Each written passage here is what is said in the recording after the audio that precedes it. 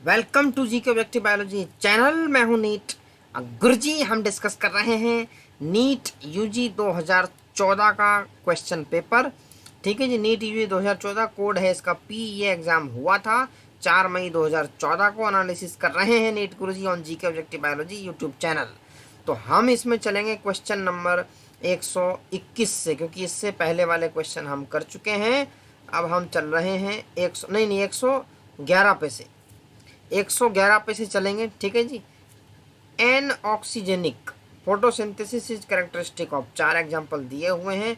रोडोस्पिरिलम, ठीक है जी, इसके अंदर एन ऑक्सीजेनिक फोटोसिंथेसिस होती है। एनसीईआरटी में क्लियर लिखा हुआ है। ठीक है जी, क्लियरली मेंशन्ड है। It is in Rhodospirillum. 111 112 a few normal seedling of tomato were kept in a dark room. मतलब कुछ टोमेटो सीडलिंग्स को डार्क में रखा गया। आफ्टर ए फ्यू डेज, कुछ दिन बाद, they were found to have become white coloured like albinos. Which of the following term you will use to describe them? क्या तुमने पढ़ा है एटायोलेशन? तो ये एटायोलेटेड हो गई। ये एटायोलेशन का बेस्ट एग्जाम्पल है। तो correct answer is option number 3। 113 आ जाइए। Which one of the following growth regulator is known as stress hormone? कौन सा होता है?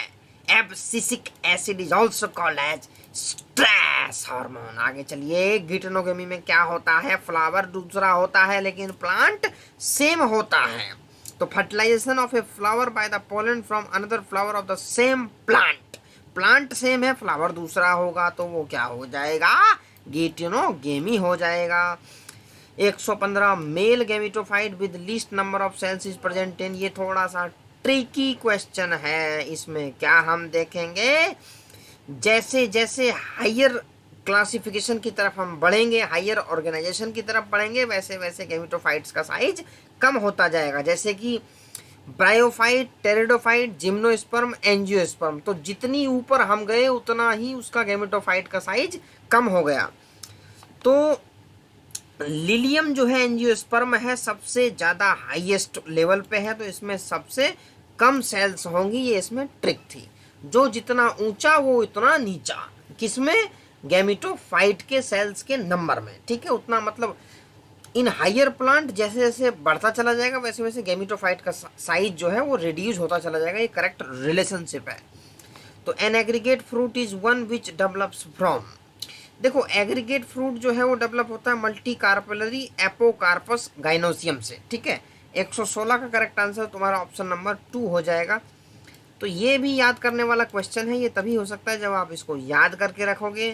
Pollen tablets are available in the market for pollen tablets. तुम्हें पता है एथलीट्स वगैरह इसको लेते हैं। तो ये सप्लीमेंटिंग फूड मतलब हाईली न्यूट्रिशियस होता है ये। 118 फंक्शन ऑफ फिलीफॉर्म अपरेटस। क्या करता है फिलीफॉर्म अपरेटस? याद आ रहा है कहाँ से क्वेश्चन है? याद करो, वो एम्ब्रियो सेक का डायग्राम। ठीक है जी, एग है, 2 सेल्स हैं, सिनर्जिड्स हैं, वहां से घुसती है पोलन ट्यूब्स। तो उसको गाइड कौन करता है? गाइड करता है, guide the entry of pollen tube. Synergid उसको फंक्शन ऑफ फिलीफॉर्म अपरेटस उसको गाइड करता है पोलन ट्यूब की एंट्री को। तो 119 non albuminous seed is produced in. Albuminous type के होते हैं कुछ, नॉन एल्ब्यूमिनस टाइप के होते हैं, मतलब जिसमें एंडोस्पर्म नहीं होगा। तो 119 पे का पी। मटर के अंदर जो है नॉन एल्ब्यूमिनस टाइप के सीड हैं। 120 विच of the following source coiled RNA strand and capsomere. क्या तुमने एनसीईआरटी में वायरस, वायरॉइड्स, लाइकेंस वाला चैप्टर पढ़ा है? वहाँ एक टोबैको मोज़ेइक वायरस का दिया हुआ है जहाँ लाल सी ऐसे करके कैप्सोमियर्स हैं और एक आरएनए है। तो वो किस में होता है? टोबैको मोज़ेइक वायरस में होता है। 121 which one of the following is wrongly match, जो कि गलत है। ट्रांसक्रिप्शन में क्या होता है? Writing of information from DNA to RNA, correct है। ट्रांसलेशन में क्या होता है? Using information in environment to make protein, सही है। रिप्रेसर प्रोटीन क्या करता है? Binds to operator to stop enzyme synthesis, ये भी सही है। ओप्रोन के अंदर स्ट्रक्चरल जीन ऑपरेटर प्रोमोटर होते हैं क्या? तो ये सारे नहीं होते। तो इनकरेक्ट ऑप्शन नंबर 4 हो जाएगा। 122 transformation was discovered by. Transformation किसने डिस्कवर किया था? तो क्या तुम्हें याद है? ट्रांसफॉर्मेशन वाज डिस्कवर्ड बाय, जल्दी से बताओ भैया। Transformation discovered by Griffith. तो ये बड़ा सिंपल क्वेश्चन है। निमोनी बैक्टीरिया को यूज करके एस स्ट्रेन आर स्ट्रेन याद आ रहा है क्या कुछ? तो मेसेल्सन एंड स्टाहल का एक्सपेरिमेंट ध्यान होगा, semi conservative replication of DNA. Hershey Chase ने क्या कहा था? DNA is the genetic material. Watson and Crick ने क्या दिया था? तो डीएनए का डबल हेलिक्स का मॉडल दिया था। सारे साइंटिस्टों के नाम मॉलिक्यूलर बायोलॉजी में याद होने चाहिए। Fruit colour in squash is an example of, बहुत बढ़िया क्वेश्चन है। और ये एग्जाम्पल जब तुम्हें पढ़ाए जाते हैं ना, तो फ्रूट कलर जो होता है स्क्वैश के अंदर वो डोमिनेंट एपिस्टेसिस का एग्जाम्पल है भाई। ये तुम्हें यहाँ ध्यान रखना है। डोमिनेंट, जब भी तुम कोई भी स्टडी मटेरियल पढ़ोगे तो जहाँ तुम्हें different types of gene interaction बताए जाएंगे वहाँ भाई ये क्लियर मेंशन्ड है। तो डोमिनेंट एपिस्टेसिस का ये टाइप है। तो वायरसेस है, वायरस के पास क्या होता है? DNA enclosed in a protein coat. Prokaryotic nucleus नहीं होता है, सिंगल क्रोमोसोम नहीं होता है, बहुत डीएनए आरएनए नहीं होता है। तो option number 1 is the correct answer. 125 the first human chromosome produced by first human hormone produced by recombinant DNA technology क्या थी? तो इंसुलिन याद है, डाइसल्फाइड ब्रिजेस से जोड़ के बनाया गया था। एली लिली कंपनी थी, इकोलाई के अंदर डाला गया था। 126 N analysis of chromosomal DNA using southern blot hybridization technique does not use. Electrophoresis use होता है, ब्लॉटिंग भी यूज होता है, ऑटो रेडियोग्राफी भी यूज होता है, लेकिन पीसीआर यूज नहीं होता है इसके अंदर। ठीक है जी। 126 in vitro clonal propagation in plant is characterised by. देखो इन विट्रो की जब हम बात कर रहे हैं तो मतलब बॉडी के बाहर। अब क्लोनल प्रोपगेशन उसको हम कैसे कैरेक्टराइज करेंगे?